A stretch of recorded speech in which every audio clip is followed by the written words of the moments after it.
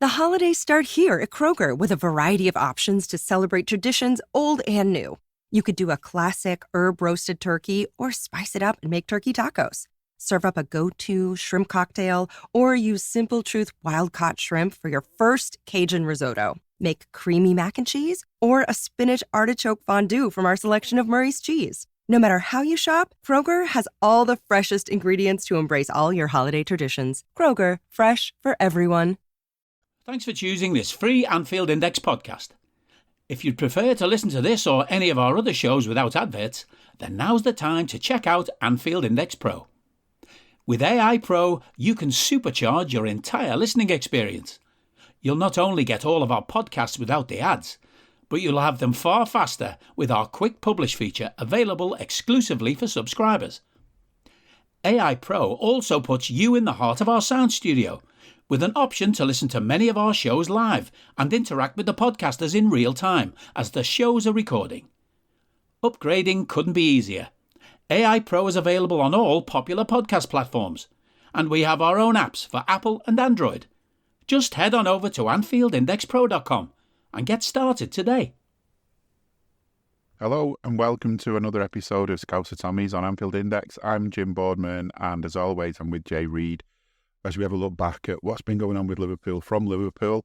It's not been bad. I mean, we've struggled to get podcasts in as many times as we'd like this season in relation to games because they're coming thick and fast, but we've only got two to talk about this time, so it's not bad going that. And what's even better is Liverpool have made the most of this mad rush of games, and they've just basically kept winning. Left it late, usual stuff, had us worried and things, but they've done it. And early kick-off Saturday, nightmare as always. No one really likes them. I can't think many people do. But the good thing about it was that we went top of the league because we were the first team to play, and we're still there now. And we're there in our own right. All the games, everyone's played the same number of games. We're a point ahead of Arsenal. And, well, it's looking good for the end of the year, Jay. You ever heard the phrase, the more things change, the more things stay the same? And while we love the excitement of new things, it's also nice to have the reliability of something constant. Hey, it's Wilmer Valderrama, and when it comes to insurance, State Farm is a good neighbor you can count on. Solo llama a tu agente. Another way State Farm helps is by supporting the creators and storytellers of the My Cultura podcast network family. Con la ayuda de State Farm, estamos ayudando y asegurándonos de que nuestras voces sean escuchadas. Como un buen vecino, State Farm está ahí. Aprende más en es.statefarm.com. Yeah, I mean, if you go around the general media of the footballing world, Aston Villa are title contenders, but no one seems to have noticed that we've got there very quietly. Yeah. And we're top of the three. One defeat all season, and we know that was not a legitimate defeat. Is probably the best way of describing that one against Spurs. But we've gone about our business, would you say professionally at times, unprofessionally others? It depends on how you view the game of football, but we've gone about it in our own way, in our own fashion.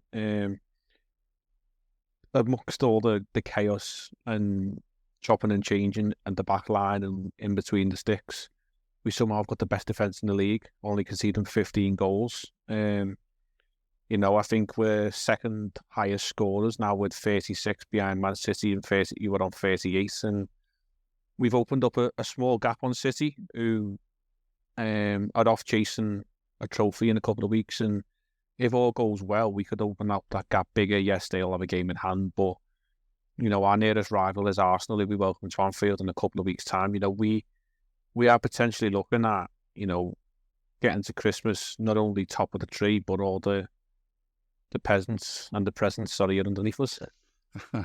Yeah, peasants is we'll come back to that later, but yeah, that's peasants is the way that other fans seem to think of us, and it was such a shame that we're looking down on them, but not in the way they like to think they look down on us. City, I saw on the weekend, it was like the stories about City was, they came back to win 2-1 against Luton, and I mean, we can't talk, we only drew against them, but the way people were talking, it was like, oh, they're back now. I mean, it was a 2-1 win against Luton. There's no pride for us that we only drew 1-1 with them. and there shouldn't really be a lot of pride for them that they only won 2-1 just about. But then again, I suppose we're kind of the same. We've I don't know, like you say, is it professional or is it unprofessional? It feels like the same thing's happening with Liverpool a bit too much this season, is that we're okay, we tick over, we don't really get anywhere, and then it's just when we really need to do it, we do it. I mean, I'm a bit like that myself with stuff. Like if someone says to me, like, write an article, you've got till the end of the week to do it, I'll kind of be thinking about it all week, but it'll be like the last minute when I finally get my finger out and actually do something with it. And it feels like, the Liverpool are like that. They work better under pressure, which is great, I suppose. It doesn't matter. I mean, we said on Raw the other night, 3 points are 3 points. It doesn't matter how you get them, because at the end of the season, no one's looking back and then giving you extra points for a sort of artistic impression or anything, are they? It's just literally the points on the table, and we've got 37, more than anyone else. We've actually got the best goal difference now, although City are only one behind us. I'm sure Fulham are going to get a good goal difference the way they're going on actually at the minute. They're actually on. They're actually 0, aren't they? I'm just thinking, but they scored something like, 13, 14 goals in the last 3 games. Yeah. Including against us. Yeah, they've racked up 13. Obviously, the last 2 games, they've won 5-0 at home, and yet they're only on a level goal difference, which mad. Kind of doesn't. So if you're a Fulham fan, you kind of asking more questions as to how did we end up on -10 in the previous week when we went to Anfield and only lost by 1. But what it is doing, I think, is, just the last week alone, and you referenced City's, winner at Luton, and yes, we are not ones to talk because we probably should have won that game had others converted the chances, but we didn't, alas. And on the whole context, I think Luton are actually doing the laughing stock of everyone when they come up with thinking little old Luton here, what are these doing in the Premier League? But the best performer out of the promoted teams, and City, Spurs and Arsenal have all gone there and only won by the single goal. We didn't manage to win there. I mean, I think Arsenal won the league when they won there last midweek, but I think there was stark comments from the Luton sort of dressing room kit men saying, you would have thought he'd won the league, the noise out of them. And yes, okay, dramatically winning, we all know how good they feel, but yeah, come on, it is Luton. And, I think everybody expected City to probably wipe the floor with them yesterday. And yes, them going 1-0 down did sort of raise a couple of eyebrows, but, it's City, and to see them win only 2-1 is more credit to Luton than actual what Man City have done in that game, because me, you, and everybody else probably thought they'd wipe the floor with them 4-5, 6-0. Yeah. So credit where credit's due in terms of what Luton are doing as a team on the pitch. Less said about those off the pitch because that's been touched on in previous podcasts, but results have aligned themselves nicely. And yeah, I think if we were offered this position, start of the season going into a crucial run of games into the, build up to Christmas, all at home in terms of, domestically what we're chasing, because we have got a Europa League tie this week, but we don't need to do anything in that. So, 2 league games in the League Cup quarter-final all at home in Anfield in the next 6 days. Once this weekend arrives, we couldn't have asked for better if we were in that position and top of the league. So, let's just enjoy it, but also make sure that we stay where we are, because we've worked hard to get there. And I think it's where we all want to see ourselves. And, Christmas Day, if you're waking up not only to, maybe a couple of presents under the tree, but to see Liverpool at the top of it is just an extra present in itself. Yeah, because it's that sort of big milestone. Is everyone looks at the table at Christmas, and it's only prediction stuff, isn't it? And it's after some people going about what the table means at Christmas is because like everyone's trying to write articles before Christmas, and trying to just fill space as much as they can, so make out a big deal of where we are by the end of Christmas. But it is a big deal, and it's been a strange season for us. But what is good as well, these last 2 games away from home is, I think last time we had a little couple of away games, we weren't doing great. We'd done okay at home, but then we were sort of, I'm not sure when it was earlier on in the season anyway, we seem to have this little sort of runner from sort of, maybe that's where we've been throwing our points away, where we've not really performed to the best that we could do. But yeah, we've just had 2 away games that, in different ways, potentially tough ones. I think Palace is always a tough place to go. It's one of those sort of stadiums where the crowd can really get on your back quickly, and it's that kind of, I don't know, it's got drums in the background, so you get that kind of lower league mentality thing where you can get sort of ambushed a little bit. Sheffield United last week, not our favourite city, of course, but despite that, I mean, it was a great performance. I mean, Virgil stepped up to get the opener. So it was a great performance. He was great at times. It was an adequate performance is maybe the more I'm looking for. I think my feeling at the end of that game more than anything was, Dom went and finished it off at the end. And I wasn't particularly feeling like we could throw it away. But the way football is, even if you're playing really well, if you're 1-0 up, you're in danger of sort of throwing points away. So you need to make it too. That game was my frustration in that game was, you know, we've got the goal and now we're sort of almost like, there's no rush. But clean sheet, Queves was in goal, Queen Callagher was in goal because Ali was still out at that point. And I think he redeemed himself a little bit, and I think he'll be glad that he got the chance to do that before Ali came back. Because I mean, if he'd have not played in that game, he'd have probably been remembering the game before against Luton. But yeah, I mean, one of the reasons I think that Sheffield game could have been tough is Chris Wilder coming back, and there's no time. He's had no time whatsoever to work with the players and tell them anything particularly new. But he had all the stuff going. I mean, the towel was out for the throw-ins, and local lad, he's one of our own. They were all singing and all that, so they were well up for it. So. Everyone looks at sort of the big games when you play the Manx, when you play by either of those teams, when you play the Chelseas when they were big, not anymore by the looks of it, when you play Tottenham and Spurs and teams like that, they're the games everyone looks at as the deciders. But I think sometimes these are the games that are the deciders on the sly almost. You go away to a game like this, don't play well, lose points. That could really tell at the end of the season. And I just thought we went about it really in the end in the right way. It's not the best way of doing it. It's not the most exciting game to watch. We've not coming away full of joy at a 2-0 win, but we're happy enough. Yeah, I think that was probably the professional aspect of our performance in terms of at no point, say there was a couple of occasions where they got in behind, but at no point did we really come under siege from Sheffield United. And, it probably was there at times for us to get out of second gear if we needed to, and we did probably drag it out a bit too long in terms of getting that second goal and putting them to bed.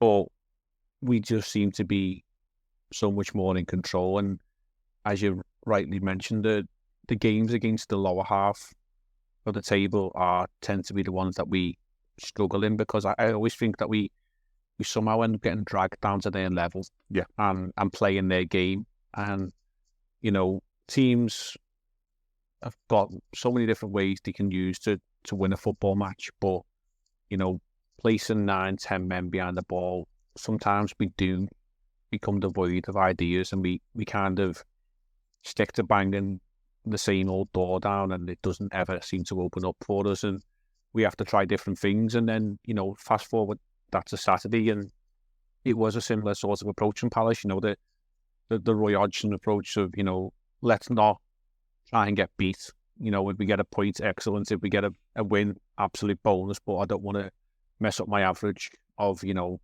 38 points a season across 38 games. So he's got to sort of level that median out somewhere. But, we did sort of be a bit frustrated in the first half. We didn't overly create too much, but I thought when we did change shape and we actually bought a conventional right back on, per se, in Joe Gomez, who ran the line, and as much as we've lauded Trent for what he can do with the ball and his new sort of hybrid role, it works at times, it doesn't work at other times, and I thought Saturday it weren't really working for us. The whole midfield was a mess, especially in the first half, and when we changed up a little bit and introduced several different players, we found a better balance. But I did enjoy, Joe Gomez just doing the right back basics, get down the line, get balls into the box, keep the width, and, present an out ball. And yes, we got it right in the end, and credit to Klopp on the substitutions because they worked for us. And obviously Harvey Elliott coming on once again, as I think it was mentioned on Match Today, an old reference back to David Fairclough as the super sub. And he has been that this season. I have found when he starts games, he can tend to get a little bit lost, and maybe the pace is a little bit too fast for him. When he sort of comes on, half hour to go or something, and he's not the fastest person off the mark, but his brain is quick, and he can be, fleet of foot for the first 2 or 3 yards, and he picks up clever positions. And when he gets into a game and, opposition players are maybe running at 70-80% in terms of, mental and physical fitness, he excels. And yes, he's a young boy, and yes, he's got a lot of continuing to do in the game, but we're utilising him very well off the bench this season. Not to say he shouldn't be a starter, because there will be games, and we've got Europa League and Cup games or whatever to come, and he's played his part in those already, but he's been very effective off the bench, and he gives us a different option, a different type of player. And in him coming on in midfield and Gomez playing a conventional right-back role, we didn't cluster that area of the pitch where we can do with Trent and with Salah, because Salah went into a more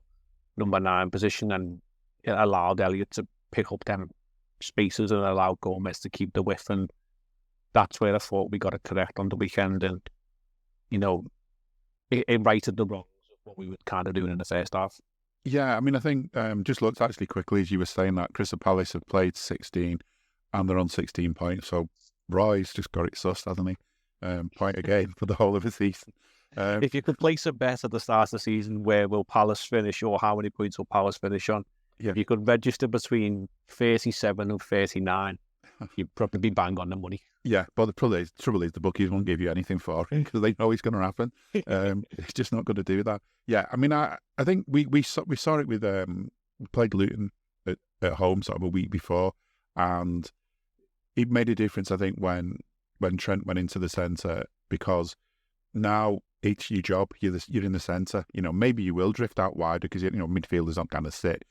You don't kind of play within a 10 yards sort of parallel lines of the centre circle or anything like that. But this is your role. You're a midfielder now. Someone else is looking after the full back side of things. You've not got to kind of, keep your eye on the back door while you're dealing with the front door. Sorry, that might sound bad. You've just got to, you're just doing this job, and it's not sort of trying to do 2 things at once. Not only that, your teammates aren't thinking, oh God, where's Trent? Oh shit, I better get over or whatever. It's like, it's just more of a conventional way of playing, and it does work sometimes. And I think it's good to have the option in the armoury there, so that, if the time's right, let's get him playing more to the centre. Who else is playing in the back 4 anyway? Who are the other back 4 members if we're doing that? But on the whole, I'd just rather see him play in one or the other. And if we want him to play midfield, then just let him. Let's just start using Joe there. But I don't know if that's, I don't know. Be interesting to see how the season goes on with it. But I think, regardless of who does it, if you've got someone trying to do 2 jobs at once, he just doesn't seem to work. He's spinning too many plates a lot of the time. And then, as you say, just having an extra midfielder when everything's already through the middle anyway, he just leaves everything cluttered, and there's just no width. And it's just, I don't know. I don't even know if he's sort of taking something away from Salah as well in his role, because he's kind of not getting that support behind him in the same way. And I don't know, it's something that I'm sure we've analysed and looked into, and we've worked out what to do. But I just hope now we've got enough evidence from the analysts to say, right, we'll do what's right per game. We'll do what's right within a game. We'll change it within a game if we need to. And I think Joe Gomez is handy to have around. I hope we don't play him at left back again, though. I'm not sure that's his best position. But, needs must sometimes, and he's good enough if we have to use him. Be interesting to see what happens in January as well. Thinking back to the Sheffield United game, there was people complaining about controversy with both our goals, because before Van Dijk scored, one of their players threw himself on the floor, or fell over, or got fouled, depending on your point of view on that. I think he just basically probably fell over. And towards the end, there was some complaints that Nunez had fouled in the build-up to Dom's goal, but I think it's a load of nonsense. But then that controversy was minor compared to Sunday's game. I think what day we're on then. When it was a bit of a mad game, because VAR got it right and overturned a penalty that the ref had awarded, because basically, eventually, after like 2.5 hours of looking through the evidence, he realised that Endo's standing foot had been taken from him. It was basically a foul. It was as quick a foul as you're ever going to see normally, but for some reason he wanted to play it so many times. Then later on, there was a penalty that he hadn't seen that was awarded. This time, he only needed one angle, one replay from high up, and that was enough for him to say, "Oh, that's definitely a pen." I mean, he probably was a pen, but I don't get why we only see one angle this time when we saw so many the other and so many variations and all the different speeds. It's just that's typical referee inconsistency. But I think he got it right. Was probably the most controversial decision was one I think he got right, which was Palace doing what Palace do, what teams like Palace can do, which is you look at ways to waste time, you look at ways to distract people. If the other team breaks, you maybe bring them down. You'll risk getting a booking because if you stop an attacking move or a promising move, then you will almost certainly get a booking. If there's a free kick, if one of the free kicks you've just given away didn't result in a booking, you might get one if you stand in front of the ball and stop and taking a quick free kick. I don't think refs clamp down on that enough, but it happens all the time. A team like Liverpool, it's not just the free kick stops the move that we're on, but the way that you go about it afterwards and you slow everything down, it just, it takes that momentum away, and that's what teams look to do. And it's within the rules, you can get booked for it. And you got booked for trying to stop Liverpool taking a quick free kick. So rightly so, he got booked. And even if you're, as a player, you disagree, you think, that wasn't a fair yellow. The truth is, you're booked now. You've got it. The ref's not going to change it now. It's done. So you're on a yellow. So you don't take chances. And what did you do? Elliot I think it was Elliot, wasn't he? Was in an attack. And next thing you know, Elliot's on the floor. And there was no hesitation from the ref. You've just done another thing that's a bookable offence. And in the laws of the game, there's no sort of room for sort of leeway at all. Like, persistent fouling, the ref might have said, "Oh, you know what, I'm going to let you off this time," but that's 4 of them. You won't do a 5th, you'll have a yellow. There's none of that. You've just brought someone down. It was a promising attacking move, brought them down. If it was the last man, you'd have gone red. You'd have had a red anyway.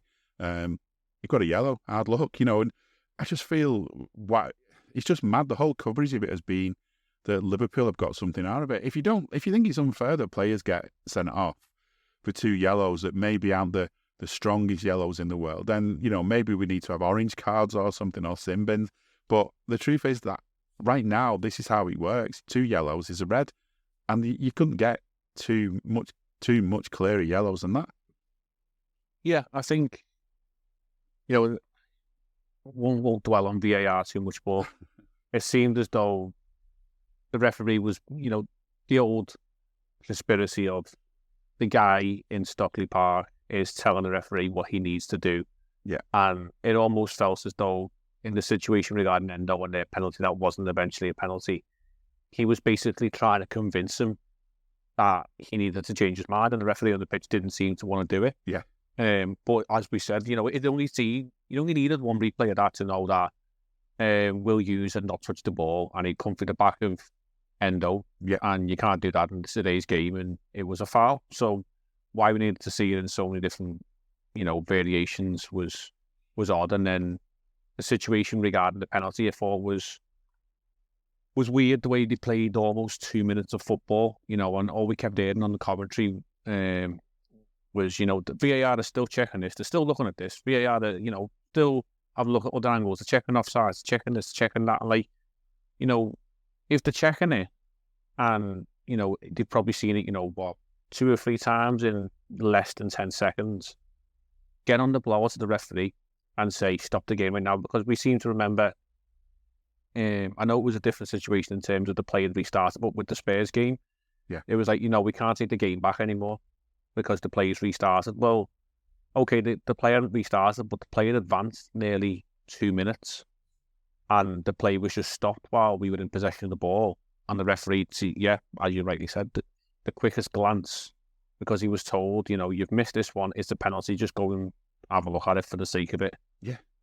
But why it was allowed to advance so long, and the Spurs one just rung in my mind in terms of why weren't we allowed to pull that back, because it was a clear error, clear and obvious. We must have, and then in the IU one, the thing that I thought of straight away was the Canate situation in the derby. Yeah, and Everton fans screaming that Canate should have been sent off, and a level-headed Liverpool fan would have said, it was a yellow card offence, but Klopp literally couldn't get him off the field any faster, and had Matip on. And I'm sure, Roy Hodgson and his 702-year-old brain, it might have took 4 rotations of the Owl's head to figure it out, but had AU got away with that one, he probably would have hooked him straight away because he could see he was on the very end of the plank. And yeah, I'm all for the fact that if referees are going to enforce the laws of the game, well, they're 2 laws that are yellow card offences, and the whole thing that it always comes back to with the inconsistency, because you've seen instances yesterday with Christian Romero and Spurs, who I don't know what his issue is, but he's so hot-headed and reckless. It could be the Argentine in him, it could just be he's very overly passionate about the game, but he does some mad stuff, and I think he's been sent off twice already this season. He should have definitely walked yesterday, but he gets away with it. And if you're a Palace fan, you're looking at going, well, AU went for 2 yellow card offences, and this fella stayed in the field for a potential red card offence yesterday. And that's the issue we're always coming back to, is the consistently inconsistent. Yeah. And, we bang the drum time and time again in terms of that's all we want. If you're going to be bad at refereeing, all be consistently bad. At least all make the same consistent bad decisions, not one decision one day or one game to the other. Are you that person who has everything? The coolest merch and those must-have fan threads? Well, over at our Anfield Index shop, we've gone that extra mile when it comes to pimping up your Liverpool collection. From our popular range of bespoke design t-shirts, sweaters, hoodies and hats, to our signature edition mugs, prints and coasters, all provided with fast worldwide shipping. We have something for every red. We also stock official LFC merchandise and are licensed with the Premier League and UEFA to sell official iron-on shirt badges and sleeve patches. As a listener to this podcast, you can get 10% off everything with coupon code AIPRO10. Just head over to AnfieldIndex.shop or find us on Etsy by searching for Anfield Index. And that's where we, feel aggrieved. But I think, as we said last time, was that, these decisions iron themselves out all over the season. And maybe, some people may say we had a slice of luck there, but, in reference to the Tottenham game and a game not being allowed to be brought back for a clear and obvious error, well, it happened against us again. But, other decisions did go in our way. So, yeah, I guess it does even itself out in some way or another. Yeah, I mean, I don't get why. The reason they don't want to stop the game while the VAR checks something is because that was one of the things that stopped them bringing VAR in. Because, like with rugby, for example, that's had video refereeing, and cricket, other sports have had it in, because they have a sort of natural breaks in the game where you can say, right, we're not playing now, so let's have a look at it, and then we'll restart after we've looked at it. Football doesn't quite work that way, but if there was there's so many reasons a game gets stopped while play's going on, and if a player's down injured, the ref might stop the game. If the player's down injured but there's a really, really promising attack on, the ref probably won't stop the game unless he thinks it's a really, really, really bad injury.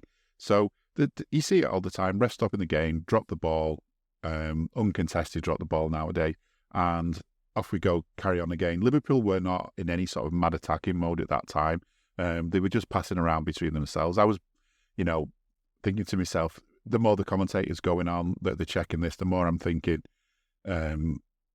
keep hold of the ball. Maybe it'll go away if you keep hold of it long enough. The way referees forget to go back and book players if the play's gone on long enough after they've played advantage. But no, they remembered. And I just don't get the point. I mean, it's clear there was no majorly attacking stuff going on. If you'd have stopped the game there and then, and the outcome would be no pen, what would have happened? Drop the ball, Liverpool get possession in pretty much the same way they had it at the time you stopped the game.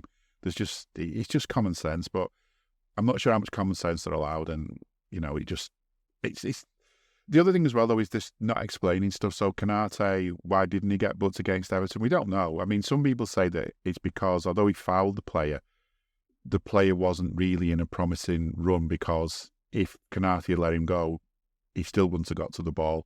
And that was one of the arguments. So maybe that was the case, maybe it wasn't.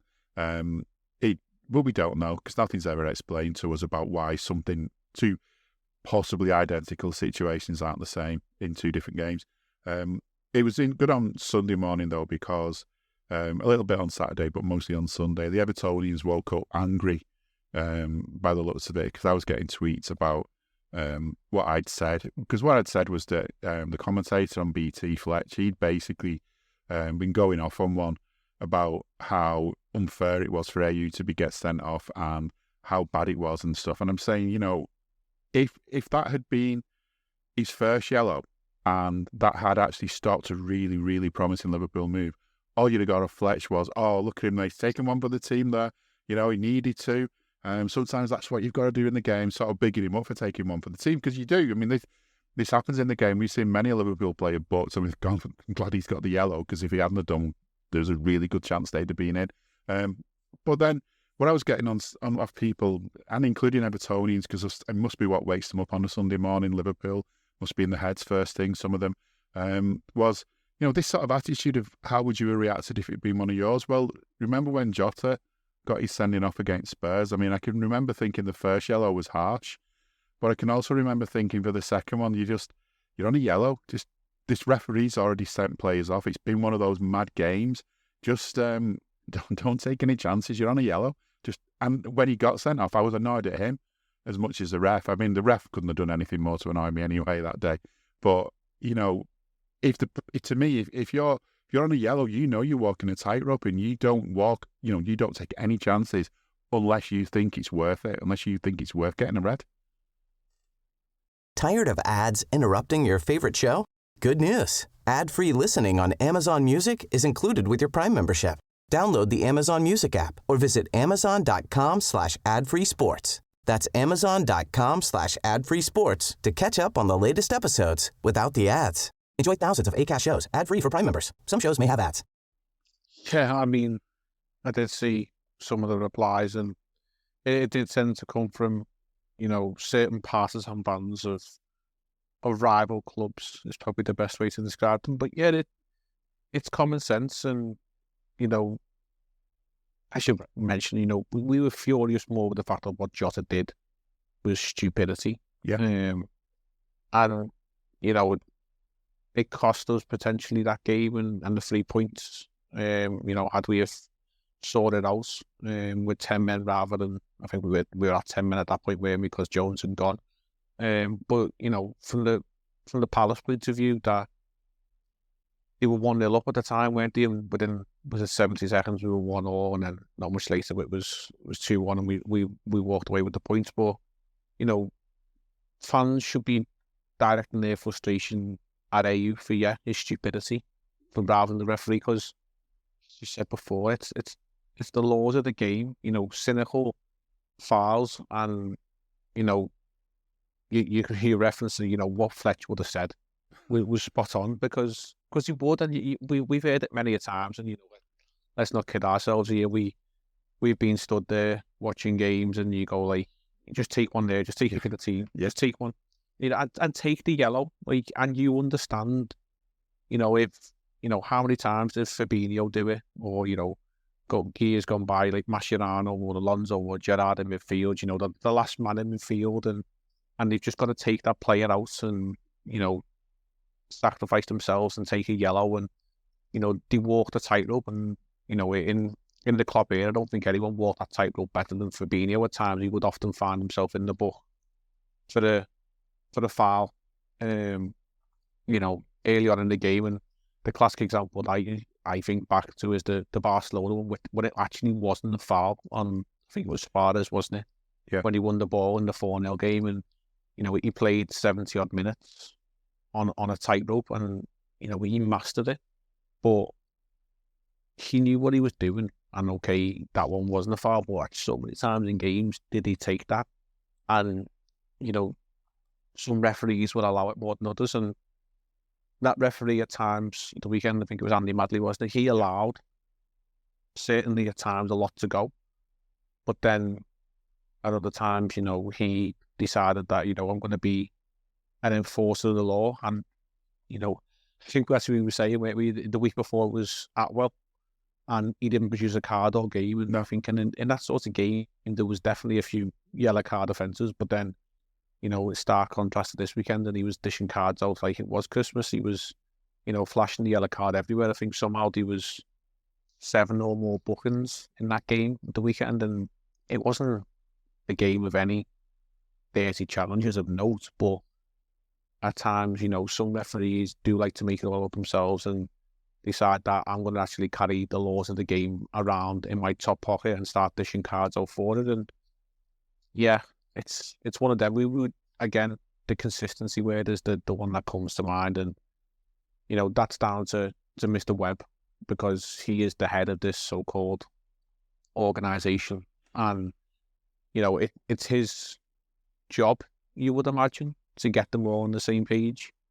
So yeah, if managers of other organisations were allowing the staff to run loose and basically lunatic run the asylum, as they say, I think he would be, ahead on the chopping block than any other organisation. But as we all know, the PGMOL is a law amongst itself, and yeah, they're seemingly untouchable in what they want to do. Yeah, I mean, he's got a background of people who are a bit unto themselves, though, hasn't he, Mr. Webb? That's maybe not going about that too much now. The other good things that's come out of the weekend, I'd say two quick ones really are, Ali was back. I mean, that is, I've said it over and over and over again. When the Manx were winning titles and everyone was going on about Cantona and Beckham or whoever, the big difference to in my view for them was Schmeichel in goal, because the amount of times he pulled them out of stuff, the amount of times he stopped them losing games. Obviously, you've got to have the other guys at the other end scoring, but he's the guy that time and time again made the difference between a 2-1 win and what would have been a 2-2 draw. 2 points dropped, and it happened again and again and again. And I can remember thinking at the time when we got Pepe Reina, I thought maybe we've got a keeper here who's what we've needed. You need a decent keeper, and he kind of went off. As time went on, maybe Brendan Rodgers had a bad effect on him, I don't know. But now we've got Ali, and what a keeper we've got. I'm sure someone could be bothered to do all the stats, but the amount of points he's given us over the years, the amount of times he's stopped, surefire goals is uncountable almost. And it's good that we've got him back, because I didn't expect to see him on Sunday. It was the first name you see on the team sheet, and you're like, brilliant. Gives you such confidence. And then Salah, I was beginning to worry that he was one of these things though. Everyone's going on and on about his 200th goal and his 150th for Liverpool, was it? Or was it the way around? All these 50 Premier League, 200 for Liverpool. That's right. So all of these milestones, and you think, God, it happens so often where you hear about players that are waiting and waiting and waiting just to get past that milestone. It probably wasn't that long that we were waiting for him to get it, but he just felt like it. And it was a bit of a scruffy goal in a lot of ways. It was deflected in, but it doesn't matter, does it? 200 goals. Yeah, and this is the thing, like, you think back to the Trent one last weekend, that was deflected in, but he didn't get awarded the goal. No. Yeah, just a little nitpick thing there for me, but, I suppose it's one of these crazy laws and rules of the game that we... Yeah, the Grinch must have been off on Sunday. The own goal Grinch must have been off. Yeah. But yeah, like, I think, with all due respect to Caoimhin Gallagher, like, he isn't Alisson Becker. Not many people are. I mean, you could probably scout the world of goalkeepers and maybe come back with less than a number on one hand as to those people who can hold a mantle to him in terms of what a keeper he is. And I've seen quotes from Schmeichel today saying, he's not good with his feet, but he gets the backing of Jurgen Klopp. Well, he is actually decent with his feet. He just does maybe take the odd chance too many at times, but he's there for his ability between the goal, not, to create chances. And, we think of games coming up this weekend against Manchester United, how many, he's had 2 assists for Manchester United games he's got to Mo Salah, where he's launched the ball down the field. And his ability to just pull off seemingly impossible saves and yet make them look so easy is unreal. And, again, with all due respect to Kelleher, I don't think we win that game at Palace at the weekend without Alisson in goal, because he's a decent keeper, but I think I've said before, he doesn't strike. He is the presence that Alisson does, and he gets to things, and he can take chances at times, but he's also so calm. And the fact that when you see his name on the team sheet, you do have a big sort of, oh, thank God for that. And I think realistically, we weren't expecting them back that weekend, but thank God we did, because, he did get us the 3 points on the day. Yeah, and I think I was thinking with this Liverpool team, there's so many good players in here at the minute. Very really good players, the sort of likes of Salah and Van Dijk and Mo. Sorry, I just said Mo. And Ali. Having these big name players, that there's been too many times over the years when Liverpool have had kind of one big name player or maybe two in the squad, world class players that would kind of walk into just about any other team in the world. And we've got a few of them at the minute, and potentially more to come. We'll see how some of the players unfold. Some of the new signings newer signings might just turn out to be that way. We'll see. And maybe sometimes we're a bit picky with our players as well. I think we do them down when actually they're better than we sort of have them being. But then again, sometimes we do big them up a bit more than we should, because we have our cult heroes and all the rest of it. But it's good that we've got these players. It's good that we've hopefully still got money in the bank, and when the January window comes, if we need to strengthen, and I think there's never any time when you don't need to strengthen, that we can bring some more in. But to be getting to Christmas on this kind of rate is pretty decent. I wonder though whether, looking across the park just briefly, at Everton, we mentioned them because they were sort of straight on our backs. They're on a bit of a good run at the minute, and I think that is down to them sort of admitting that they're not a Champions League or Europa League level club. They're a club that's fighting to survive, and they need to get good at not having to just fight to survive, but just to comfortably survive before they can think about getting anywhere higher up. And they've got no money to spend, because they spent it all, and they spent more than they should have done. But they've now got a manager I think can make the most out of anything. But also, while we're on the subject, I mean, in a different way, the last game, Chelsea, as you might imagine from the sort of privileged Chelsea fans who are really disappointed, no doubt, in what's happening in the football at the moment, they decided to have a bit of poverty chanting, a bit of the feed the Scousers and all the rest of it. And I just love the way Everton responded to that. I think, we do Everton down a lot. We skip them. It's the usual stuff with us and them. But really, the heart of that club, they're decent people. They're no different to us, a lot of them. And I thought, fair play to them. We probably can't put adverts on our scoreboard, but what a way to shut them up. Yeah, it was what you call Scouse humour, wasn't it? And I think it was 50 seconds into the game, and the poverty chants come out from the Chelsea, and when we've been warned in the past, for chanting towards Chelsea, homophobic chants, and in the main, you don't really ever hear them now around that field, because we were warned, we were told, and I think Hello, I'm here to annoy you. I'm here to annoy you into listening to more of me and more of others on EPL Index. We don't just have the Anfield Index stuff. We've got EPL Index as well, which covers the entirety of the Premier League. And we have 3 podcasts and a whole bunch of really good writing on EPLindex.com. The podcasts are my own two-footed podcast, which is every day at 4 p.m, Monday through Friday, covering the whole league. We have A Tad Predictable, hosted by Tadiwa. You know Tadiwa, he does Anfield Index. He presents A Tad Predictable before every Premier League match week. And then Kevin DeVries and his crew on the EPL Roundtable, they're every week after the Premier League match week. So make sure you listen to everything we're doing on EPL Index and follow us there on Twitter at EPL Index. Thank you. Bye-bye. The adults within the situation were like, come on, like, we can't be hypocrites and give chance towards Chelsea or Chelsea players or ex-Chelsea players, and be standing there and be asking for the same sort of level of treatment back. Yes, tragedy chanting on all different levels, but it was nipped in the bud from the Liverpool fans, and it doesn't tend to ring around the stadium like it used to maybe 5, 10, 15 years ago. Maybe the odd idiot does it, but we you'll have to admit there is idiots in every single fan Oh, base. yeah.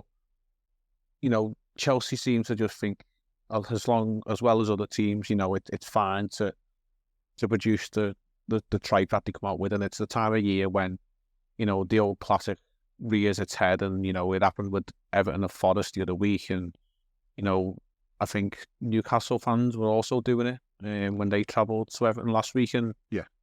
I think you referenced it as well on the new people in Newcastle in the whole good people. And there was a Newcastle fan outlet that called it out and said, let's not be that idiotic. Let's have a look around our own city, and we're not exactly doing great, and let's look after ourselves and let's not stoop to that level. But Chelsea have got this chip on the shoulder, you might add, and Everton's response to put up how well they're doing in terms of supporting food banks. And we shouldn't be in the day and age where food banks are a real thing, however they are. And we've always said before, Liverpool and Everton fans travel up and down the country, and there's collection points at both Goodison and Anfield for every home game, but they also provide to any other collections all around the country. And it's the Scousers actually feeding others in the ironic chance. But yeah, I thought that was a nice touch from the Everton PR sort of team, whoever controls that scoreboard, to stick two fingers up towards the Chelsea fans and let them know that you can come here and produce what drivel you want. And if your team are getting smacked by Everton at Goodison Park, and the same for Newcastle last week, maybe you want to focus on what's going on in your own city and what's going on in your own team, rather than try and mock the people of Liverpool and the fact that they do go out the way to help us. Yeah, I was thinking as well last week there was Timo from the T Street Band and Pete Wiley from WoW. There was a concert on it at St George's Hall. Just filled a room full of people playing guitar. Don't know what happened then. Playing guitar, just and it's sort of like everyone in the room playing guitar, playing along to different songs. No sort of eliteness about it or anything. Just loads of people having a great time, but also raising money. And one of the things that was said was that a lot of the people who were donating to food banks a few years ago are now having to use food banks. And this, and if that's happening in Liverpool, that's happening all around the country. That's happening in Newcastle. That's happening in Nottingham. That's probably even happening somewhere in between Chelsea's ground and whatever these people live out in the countryside, in the Chelsea fans that don't live anywhere near the ground, I imagine. This is happening everywhere. It's getting harder for everyone. And of course, if people who were donating to food banks are now having to use them, then there's even more reason that people have to give to them. They shouldn't. That's another story in itself. The fact this is even happening is ridiculous, but that's the world we're in at the moment. And a lot of the reason probably in that world at the moment is people think it's okay to laugh at people who are struggling for money because they're all right. And all I can say is you never know what's around the corner. And, you might be laughing now, but you might be on the wrong end of that one of these days. So, maybe just be thankful for what you have got. We were saying before we started recording what are the players up to, and maybe they're having time off or whatever. Trent was actually, according to Radio Merseyside, Trent was helping Steve Rotherham and staff and volunteers at the Whitechapel Centre, which is a centre for homeless who tries to help making sure no one has to sleep rough. So he was helping pack gifts. They're going to deliver 2,000 packages to homeless people in the city. And, I know a lot of footballers do good stuff at this time of year, but again, another little insight into, we're sort of watching matches and wondering whether we can get to games and, paying a fortune to watch it on TV, paying a fortune when we can go to the match. And there's people in a much worse situation than us. So God, surely we could everyone could just shut up singing all that stuff for a little bit. That's what football is, though, isn't it? And Anfield's getting bigger in terms of capacity because, as we speak, all being well, fingers crossed, a test event is going ahead, and it's all going to go well.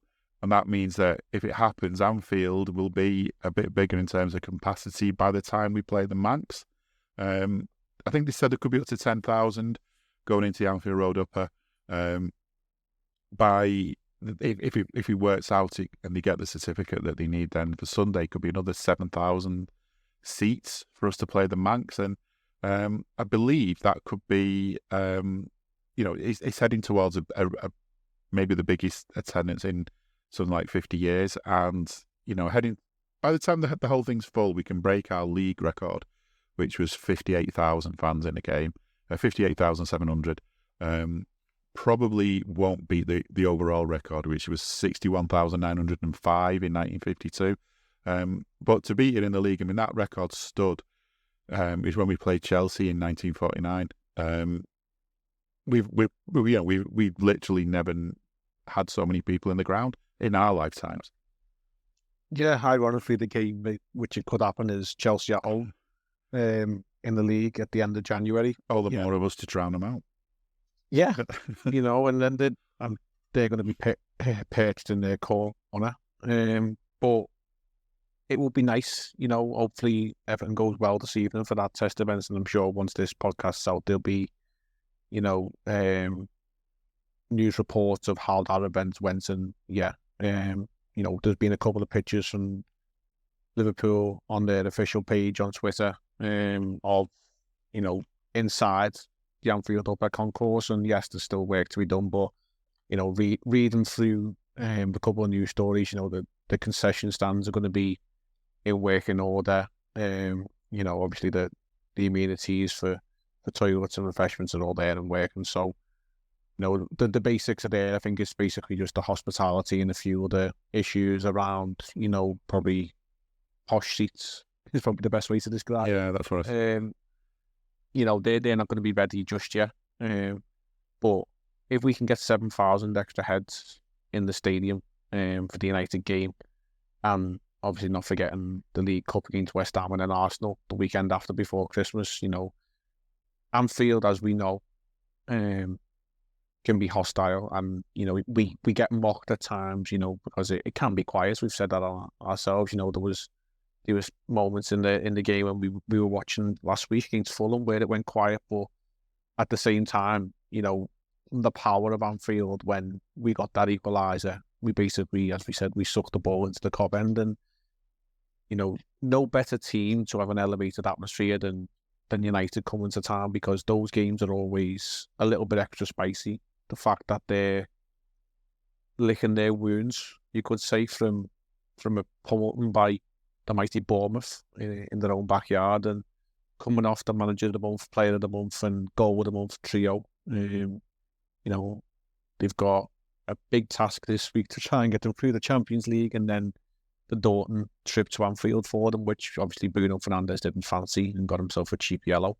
But it will be hostile, and I think if we're all honest about ourselves here, we won't be happy if we don't smash them for a few goals, because they are poor, and the incentive will be there because we are the last team to play, I think, on the weekend's fixtures this Sunday. So, we may well have seen City claw back a few points. Arsenal potentially may have held the top position before we kick off. And, all the incentives there. It's dark. It might be a little bit crisp in the air. The lights will be on. They'll have memories of what happened to them last season at Anfield. I think it was March time, wasn't it, when we put 7 past them. And, yeah, they haven't got the best lad in goal in reference to what we have. It just sets the atmosphere so nicely, and it's never any more sweeter to beat them. I think the only other sweetness is when, you win the derby. Because I've grown up, through the 90s and the noughties with United dominating, and it was always United winning things, and it was always United winning things in the last minute. And, a couple of years ago, we won the league and we knocked them off their perch of, having the most league titles. And ironically, with the weekend's Harvey Elliott winner, we've knocked off another perch, which Fergie time is now Klopp time. We've got 18 winners in the Premier League in the 90th minute or more. I think under Jurgen Klopp than what United had under Fergie. So, yes, we can now change the old Fergie time adage to Kloppo time or Klopp time, whatever it is. But, there's so many good memories of league winners, but let's not hope this weekend is one of them. Let's just hope it's a another rinse and repeat of, the 7-0 drumming that we gave them a few months ago. Yeah, I mean, I hope so. I think we've got to go into the game with the right attitude. We can't go into the game thinking, oh, they've just been hammered by them, of all people, 3-0, and we beat them 7-0 last year. This is job's already done. But I don't know.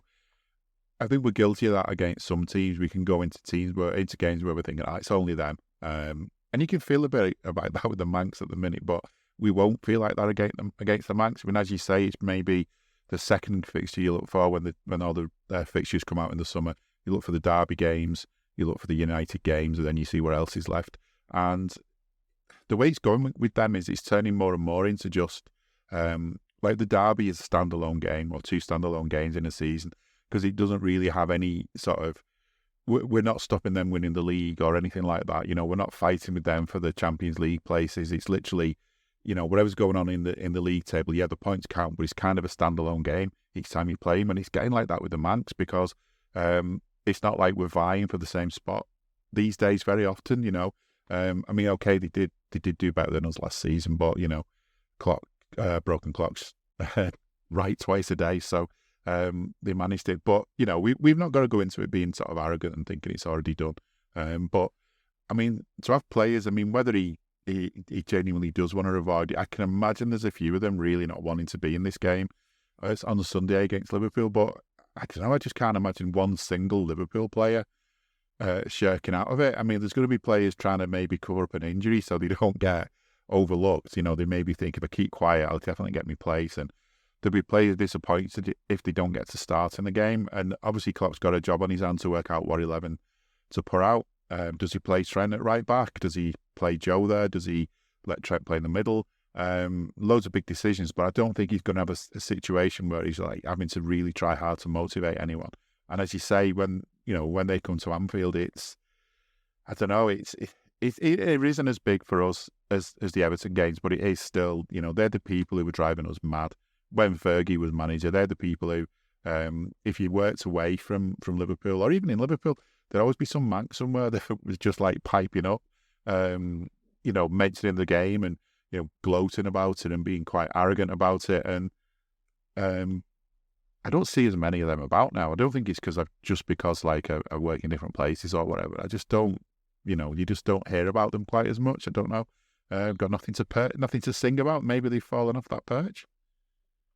Yeah, it's weird because, the surrounding areas between Liverpool and Manchester, like you think of like Widnes, Warrington, St Helens, Wigan, those sorts of middle grounds tend to be like, in my experience of growing up, a hotbed of United fans. And as you get into an adult career and, you work in places of, a big industry like I am, and there's a lot of people who come from different areas around Liverpool. I remember a few years ago, there was seemingly a lot of Manchester United fans, and all of a sudden, it's very hard to find them, or, it's very hard to find them to speak to anyway. They seem to have, crawled under massive rocks, that they were probably stood on top of, shouting out. And, I'm sure I'll source a couple of them before the weekend, and I'm sure I'll hopefully source a couple of them early into next week before we finish for Christmas. But it's bittersweet in terms of like, now we're the ones on top after so many years of it just being United, Ferguson. You think of one of my earliest memories of football was the FA Cup final when Cantona scored. And, real heartbreak as a child of seeing, we mentioned the other week, I think it was like, the glory and the magic of FA Cup. And, that was a time when, it actually meant something then, in the early 90s, and losing to a goal late on.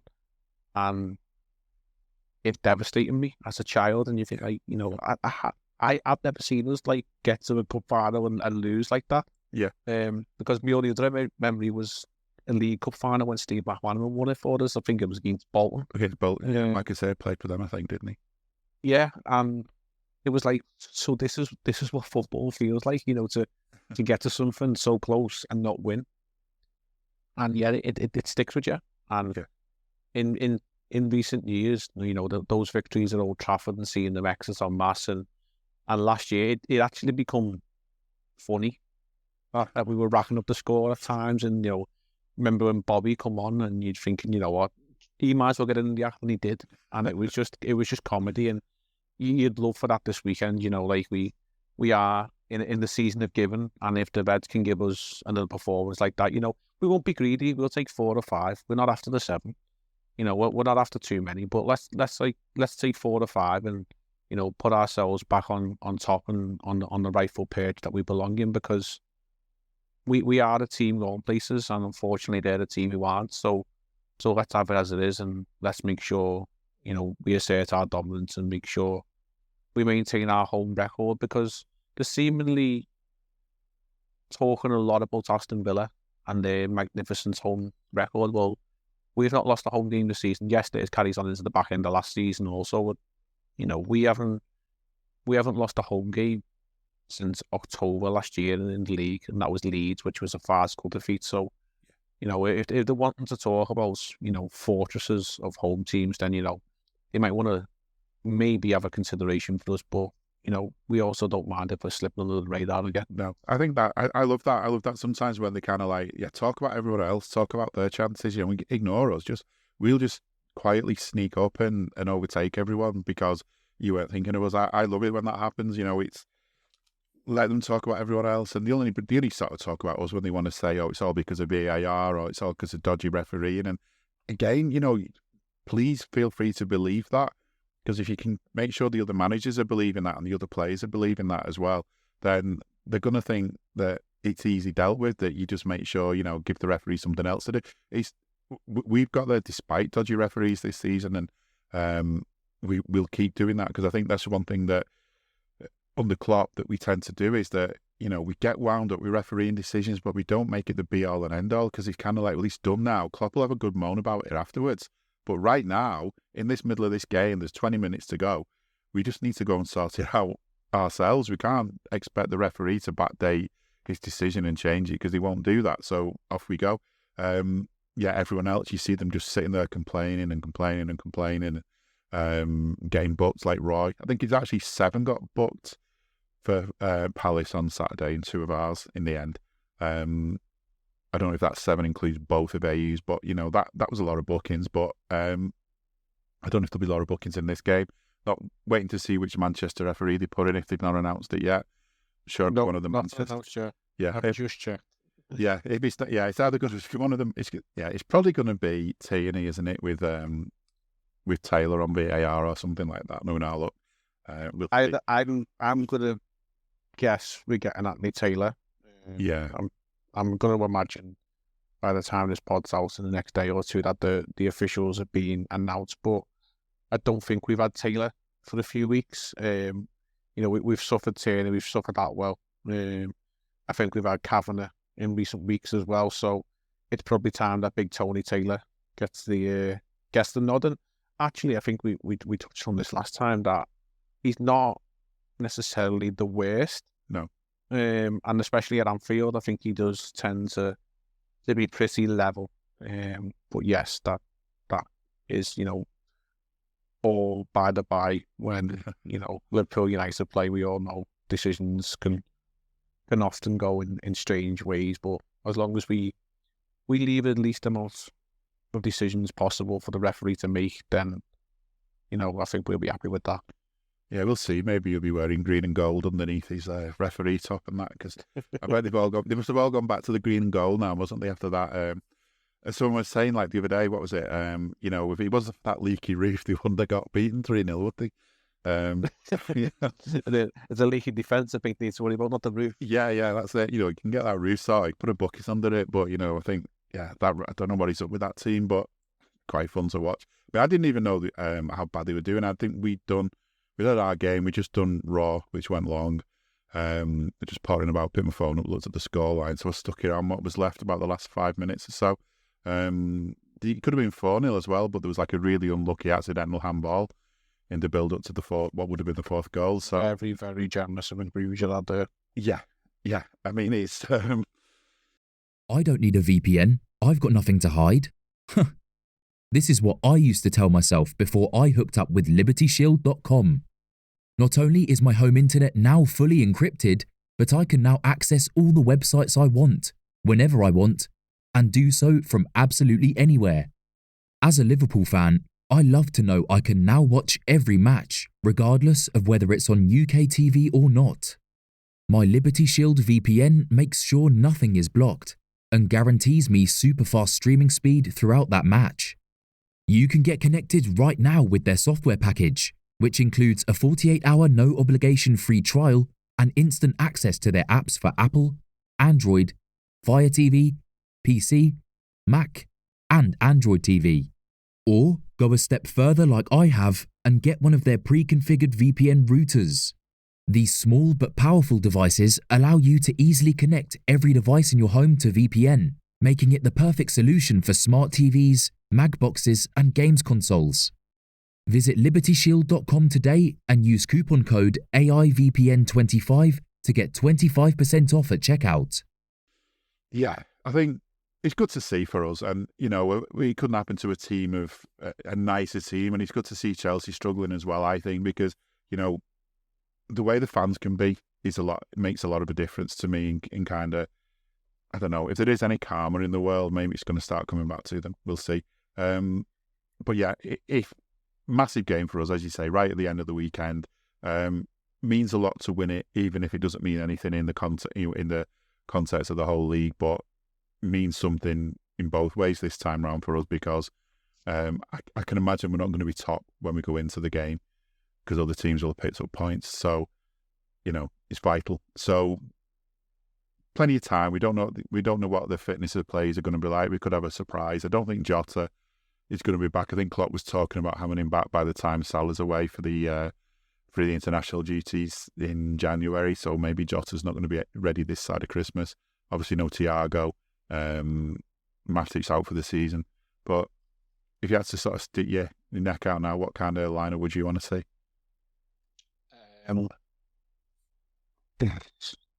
I think we will probably play Trent. Yeah. Nominated as a right back on the team sheet, but you know where he goes, he'll just drift. Yeah. I think we will see Kanate back in. Van Dijk, obviously Tsimikas left back, the big fella in goal. And I think for me, the midfield has to be Alexis, providing his knee is, you know, not sliced in half, which again was somehow missed on VAR. We must add. Yeah, fun. In the Sheffield United game, you know, it's okay to go around stamping on people for some reason and splitting the knee open, but hopefully he is recovered and back.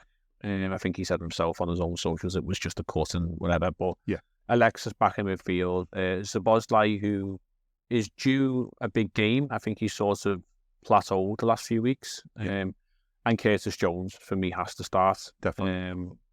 You know, and a local lad. You know, we sing about the Scouser in our team in Trent Alexander-Arnold, but we also seem to forget that, you know, Curtis is a local lad, and this will mean a lot to him. And I think we do need, with his control at time in midfield, and I think we will go for Darwin, Salah, and Diaz. As good as Gakpo was off the bench the other day, I just think, you know, the pace of those three lads, and the lack of pace in United's backline, you know, handicapped by Harry Maguire and his huge head. You know, put balls in behind, you know, get them turned and facing their own goal. And Darwin is due a goal. You know, he had a couple of chances at the weekend, you know, maybe half chances at that, but he's due a goal. And, you know, there's not much more bigger stages for the lad to get a goal for Liverpool than, you know, the derby or Manchester United, or, you know, potentially a game against City. But at home to United, it'll do him the world of good if he could get on the score sheet. And I'm sure Mo will probably be after, you know, another one to add to his tally. I think he's 28 behind Billy Liddell now, and he will back himself to break that this season. And, you know, the opportunity's there for him to rack up a couple against this United side, because they are really poor. Yeah, and I mean, Luis Diaz is another one who's not been at his best, but he's, you know, let's give him some due. He's had a bit of a weird time, a bit up and down, and obviously he's probably got the family round now, and it's all been kept up late at night. doing whatever they do because the family around, sort of chatting about old times. But it couldn't be a better game. I'm sure his dad's going to be here for this game. His dad's going to see what Anfield's like against that sort of team on this kind of occasion. Be a brilliant time for Lewis to score a goal. The other player I think should be involved, but off the bench, is Harvey. I mean, he's not a local lad, and I was saying this the other day. He feels like he's a local lad almost because he's supported Liverpool all his life, and he fits right in. If you had never heard him speak, I don't know, might be wrong. If you never heard him speak, you'd think he was a local lad. I think he can come on as well. And the thing Darwin does is he brings so much energy and just sort of, you can just imagine him winding them up so much and, making sure they play into our hands. I hope he keeps his own head. Players can get sent off in this fixture, sometimes very quickly. Mr. Gerrard, he might remember that. But, I hope it's level heads from our lot. And I don't know, if we can be laughing at the end of it, what more can you ask for? That's how so many derbies have been in recent years, that you're just literally laughing through the game, and that's what it was against them last year. But all of that with the bonus of it being 3 points when we've really got some good use for them 3 points. We'll see. I think that's it for us for now. We'll both be excited waiting for that. We've not even mentioned actually the Europa League game. Maybe, I don't know, just quickly actually just to finish off on that, because the reason I've not mentioned it is just it just went out of my head because it feels like we're talking almost about a reserve game. We're not planning. I'm not expecting to see any big names in that unless there's someone who needs a bit of time for fitness. Maybe one of the fringe players might come in. Wear the captain's armband. I imagine it'd be a full-on run out for as many kids as we can find. Just don't need the points, do we? It's not even like we need him to get a 100% record or anything. Literally, we might as well just not play it. Yeah, I think, we've earned that right, haven't we? I think the armband will probably end up on Gomez. Yeah.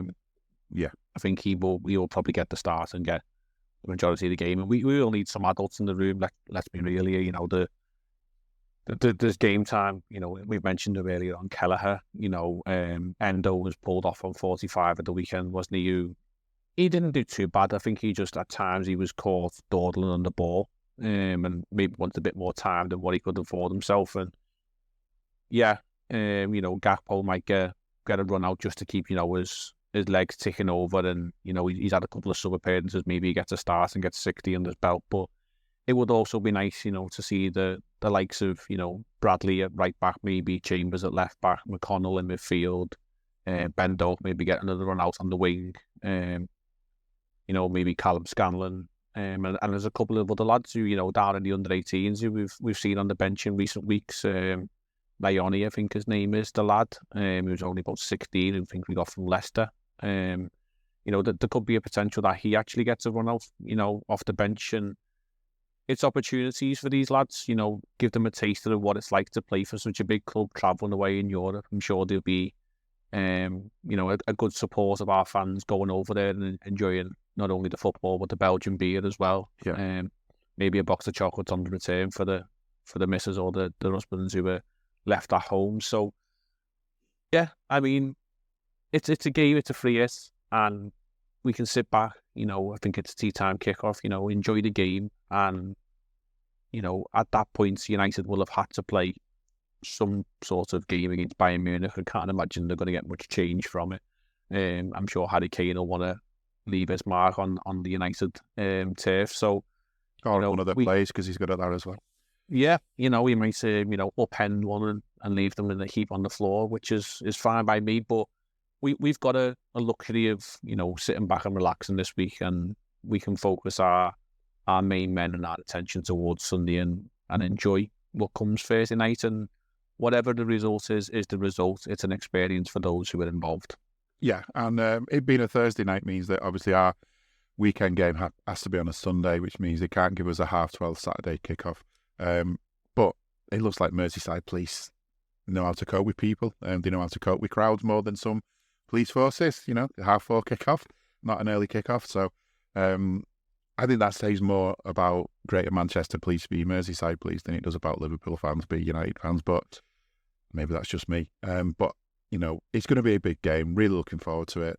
Liverpool against Man United. Liverpool are top of the league as we speak, and I'm hoping that the next time that we're back, we're still top of the league. If we play to the best of our abilities, we'll beat any version of Manchester United that comes to us, and I think that's a massive thing to be glad about. But that is it for us then for this week. Thanks, as always, for listening. Thanks to Jay. We will see you soon. We hope you enjoyed listening to this Anfield Index show. Please be sure to subscribe to our channel so future podcasts find their way to your device automatically.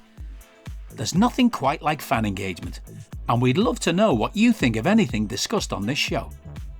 The best way to get in touch is over on our free Discord community, where both podcasters and listeners debate the hottest LFC topics 24/7. Sign up free now at anfieldindex.com/Discord. You won't regret it. You can also follow us on Twitter at Anfield Index and find us on Facebook by searching for Anfield Index. Oh, and before you go, we'd love it if you could leave us a 5-star review on your favourite podcast app. It only takes a couple of seconds, and it means the world to the people who create these free shows. Sports Social Podcast Network.